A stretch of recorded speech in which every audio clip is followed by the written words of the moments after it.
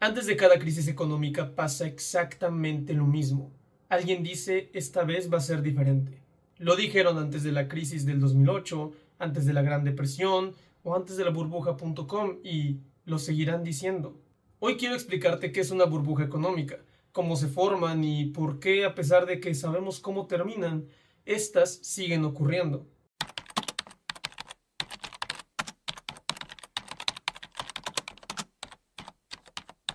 Una burbuja económica ocurre cuando el precio de algo sube muy por encima de su valor real, no porque ese algo haya cambiado, sino porque la gente cree que podrá venderlo más caro después. No sube porque produzca más, sube porque hay expectativas. Y esto puede pasar con casi cualquier cosa: casas, acciones, tecnología, criptomonedas, incluso arte o tenis. Así es, incluso con objetos tan simples como, por ejemplo, tulipanes. En el siglo XVII, en Holanda, los tulipanes se volvieron extremadamente populares. No empresas, no tecnología, flores, simplemente flores. Al principio eran solo flores exóticas, bonitas, raras, pero como eran escasas y difíciles de conseguir, se volvieron un símbolo de estatus. Tener tulipanes caros decía algo sobre ti, y cuando algo se vuelve un símbolo de estatus, la gente empieza a pagar cada vez más. La gente ya no compraba tulipanes para plantarlos, los compraba para venderlos más caros a alguien más. Ahí empieza la especulación. Llegó un punto en el que un solo bulbo de tulipán podía costar lo mismo que una casa. Nada había cambiado del tulipán. No producía más, no daba más flores, no era más útil, lo único que había cambiado era la expectativa.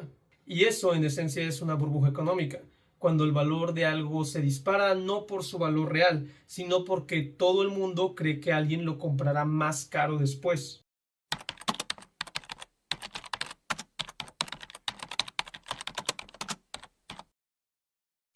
Ahora veamos cómo se forma una burbuja. Podríamos decir que aquí hay 3 puntos. Primero, hay dinero fácil. Tasas bajas, crédito accesible, préstamos por todos lados. Parece que hay mucho dinero circulando, pero en realidad es deuda. Y aquí la deuda es clave. La mayoría de las burbujas no explotan solas, explotan cuando están apalancadas. Mientras el precio sube, la deuda parece manejable, pero cuando deja de subir, la deuda se vuelve una trampa. En el paso número 2 ocurre una buena historia. Aquí aparece una narrativa nueva siempre. Frases como esta tecnología lo cambia todo, esta vez es diferente, la demanda nunca va a caer. Las historias justifican el precio, lo cual nos lleva al punto número 3, el efecto rebaño. Cuando el precio sube, más gente entra, no por convicción, sino por miedo a quedarse fuera. La gente deja de comprar por valor y empieza a comprar por consenso. En ese punto el precio deja de reflejar valor y empieza a reflejar expectativas. Para dejarlo más claro, vamos a usar el modelo simple de una burbuja. Imagina que compras algo en 100, no porque valga 100, sino porque crees que mañana alguien te pagará 120. Mientras el día de mañana llega, todo parece racional, pero el problema es que la siguiente persona está pensando exactamente lo mismo. En ese punto, el precio ya no depende del objeto, sino de que siempre haya alguien más después. Eso no es crecimiento, es una cadena de expectativas, y las cadenas de expectativas funcionan hasta que alguien duda. Aquí hay algo contraintuitivo. La información no evita las burbujas. De hecho, durante la mayoría de burbujas, la información sobre estos riesgos ya existe. Lo que ocurre es que saber algo no significa actuar en consecuencia, porque mientras que el precio sube, la información negativa se interpreta como ruido, mientras que la información positiva se interpreta como confirmación. Esto ocasiona que incluso personas que están informadas sobre los riesgos sigan participando más tiempo del que deberían. Ahora me gustaría también hacer un pequeño paréntesis para dejar en claro la diferencia entre la inversión y la especulación. Una forma simple de diferenciar una inversión de especulación es esta. Invertir es comprar algo esperando que produzca valor.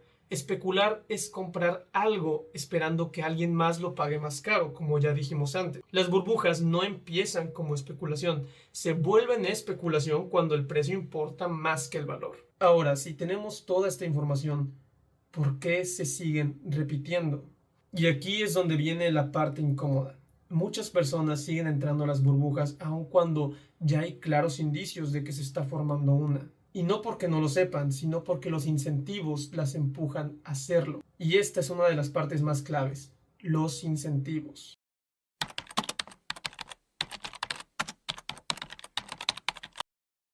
Porque si no entras y el precio sube, pierdes oportunidades. Si entras y el precio cae, pierdes dinero. Pero el sistema castiga más quedarse fuera que equivocarse. También tenemos el horizonte de tiempo corto. Las ganancias son inmediatas, las consecuencias son futuras, y el cerebro humano siempre piensa más en el presente. Y luego tenemos la responsabilidad diluida. Si todos pierden, nadie es responsable.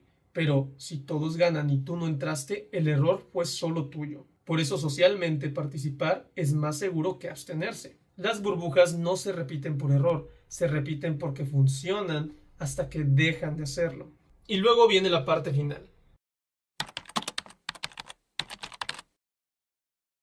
Lo curioso es que el estallido casi nunca empieza con una gran noticia. A veces basta con una subida de las tasas, un mal reporte o simplemente que la confianza desaparezca. Y cuando todos intentan vender al mismo tiempo, descubren que ya no hay compradores. Y con todo esto podemos concluir que las burbujas no explotan porque nadie las vio venir, explotan porque nadie quiere aceptar que está dentro de una. Y además porque el no entrar se siente también como perder. Siempre creemos que esta vez somos más inteligentes, que esta vez sí entendemos el sistema o que aprendimos del pasado, pero los incentivos siguen siendo los mismos. Entender las burbujas no nos sirve para predecir el futuro, nos sirve para entender cuando el precio se comienza a alejar de la realidad y cuando la expectativa comienza a reemplazar el análisis. Y que además las burbujas no engañan a la gente se engaña sola cuando el precio sube. Y así llegamos al final del video de hoy.